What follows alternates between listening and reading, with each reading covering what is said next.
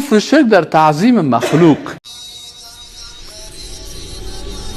ازدواج هم برای تکمیل کردن و برای حفاظت ایمان هست، اما ازدواج های امروزه برعکس سبب نعوذ بالله معاذ الله سبب بی ایمانی است. یک کس آمد گفت یا رسول الله صلی الله علیه و سلم، گفت یک کسی یک دوست خودم ملاقات میکنه. صحیح شد نه؟ یک کسی چی میکنه؟ دوست خودم ملاقات میکنه. این عالمی دوست خدا که ملاقات میکنه، گفت مثلا من میرم که یک دوست خود ملاقات میکنم، گفت اینحنی له، انحنا چی رو میگن؟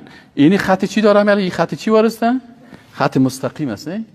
گفت خدا خط منحنی بسازم. منحنیه زاویه چی شد؟ منفرجه، زاویه قائمه، زاویه حاده، اینه میره کلش انحنا میگه.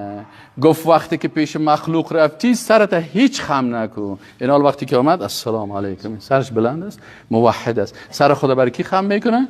عظیمو ربکم، برو سبحان ربی العظیم برای الله بگو. این توصیه کی است؟ توصیه محمد رسول الله صلی الله علیه و سلم است.